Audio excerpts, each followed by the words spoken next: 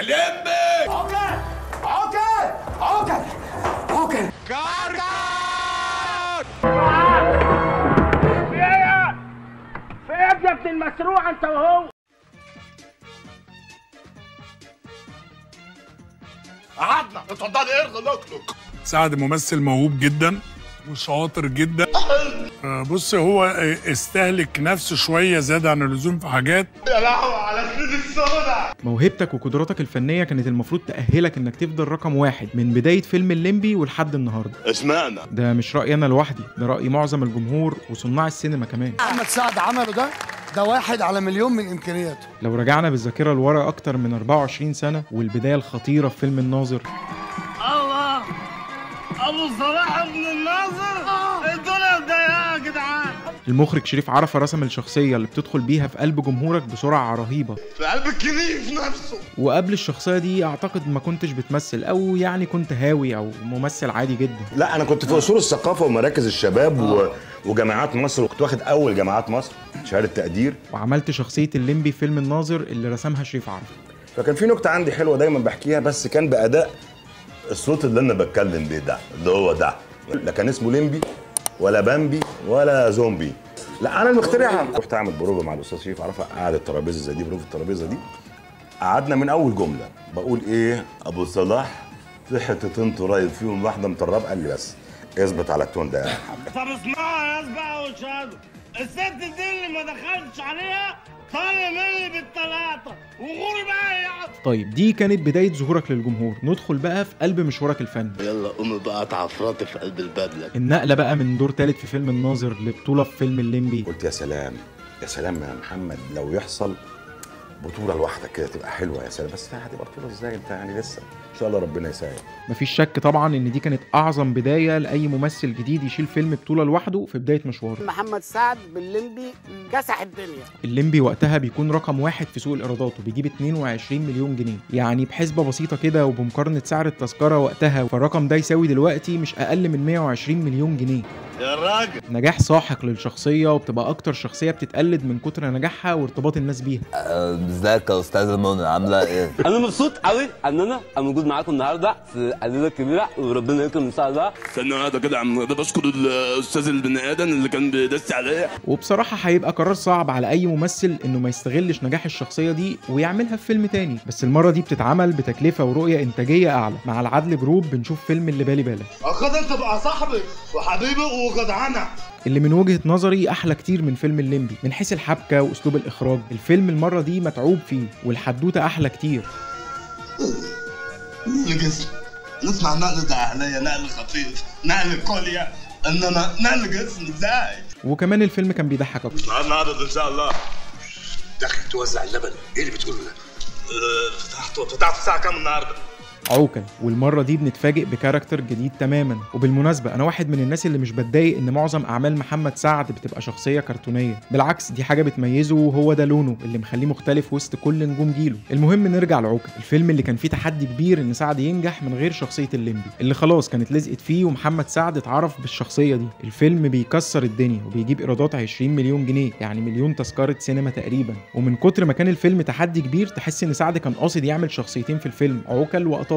مش الوسخ، مش عشان ما يدينيش سجارة، بحيث لو واحدة خيشت التانية تشيل الفيلم. الجميل بقى ان الشخصيتين نجحوا وعلموا مع الناس، خصوصا قطاطة واللي بيتعمل بيها مسلسل بعد كده لوحده.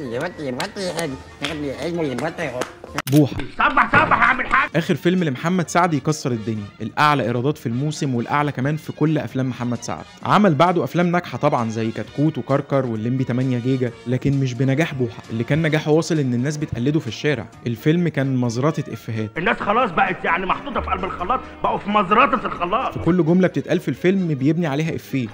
بقى هلا هلا على الجد، والجد يلا يلا عليه. هي دي اول مره ليك؟ وانا جاي اخد لبوس اول مره ليا. خرج دي بحضر المدح يلا. نعم خرجها بره المدح. ليه ريحتها وحشه؟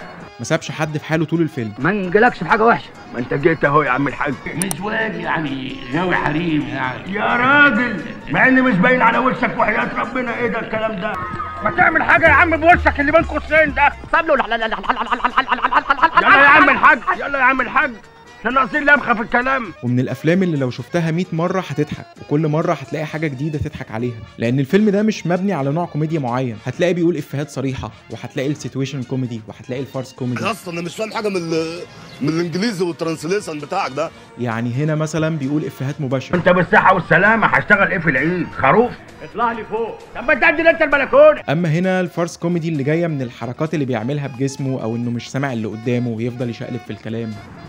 انت كده قطعت لي الشورت في البسين. الايه؟ الشورت في الكمين. بعدها بيختم محمد سعد الجزء الاول من تاريخه الفني بفيلم كتكوت. كتكوت ضعيف الجناح والدنيا غدرت بيه. الفيلم حلو وبيضحك كعادة محمد سعد، بيعمل فيه شخصيتين، كتكوت ابو الليل ويوسف خودي. انت ايه جوه؟ انت ده حارس مرمى انت هنا ولا ايه؟ وكالعادة وللمرة الرابعة على التوالي بيشاركوا الفيلم المعلم حسن حسني. عاوزك تمرن وشك. بكره الصبح همرن وشي، هشيله حديد. بينجح الفيلم، لكن بيكون في نفس الوقت بداية الانهيار الجماهيري على مستوى شباك التذاكر وانتقاد الجمهور. بعدها بيبدأ الجزء الثاني بقى من الأفلام الأقل على مستوى الإتقان والأقل كتير من حيث الإيرادات. كركر وبوشكاش والليمبي 8 جيجا، تك تك بوم، تفتح، حياتي مبهدلة، تحت الترابيزة، محمد حسين. الأفلام دي بتبتدي بهبوط تدريجي في كل حاجة، من أول الإيرادات لحد شعبية محمد سعد، وهي أفلام فيها ضحك طبعا مش سيئة تماما، لكن مش هو ده محمد سعد اللي احنا عارفينه. وأفضلهم طبعا فيلم بوشكاش اللي بينجح بعد نزول الفيلم في التلفزيون وعلى المنصات، وبيتحول كل مشهد في الفيلم لكوميك على منصات التواصل. عندكم حديد؟ عندكم؟ انتوا ارخص ولا عايز الدخيله؟ بيس يا مان بيس. لكن برضه مش هو ده محمد سعد اللي نعرفه، صاحب الموهبة الفذة اللي ممكن يضحك طوب الأرض. لو اتطلب منه يغني هتسمع صوت حلو.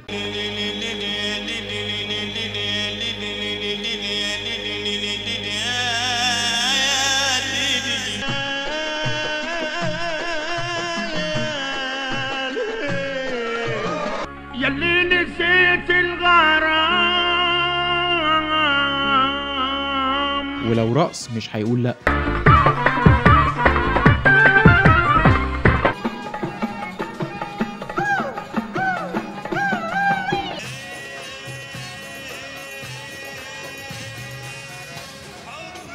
ولو فكر يعمل دور جد، لو طوعت عقلك بس هتنشف وتجف وتموت. المخرج شريف عرفة زي ما حضر عفريت الليمبي في فيلم الناظر، هو برضه اللي بيصرفه في فيلم الكنز، وبيظهر لنا جانب تاني من محمد سعد بيبهر الجميع. دخلت بيتي ورفعت عليا بندقيتك عشان تقنعني انك تقدر توصلي. مش عارف هتتفق معايا ولا لا ان محمد سعد بموهبته العظيمه اللي كلنا عارفينها كويس كان يستحق مكانه افضل كتير من اللي هو فيها دلوقتي، وانه اثر كتير في حق موهبته. لو متفق معايا قول لي في التعليقات، ولو مختلف قول لي برضه، وما تنساش تعمل لايك للحلقه لو عجبتك. والسلام عليكم ورحمه الله وبركاته.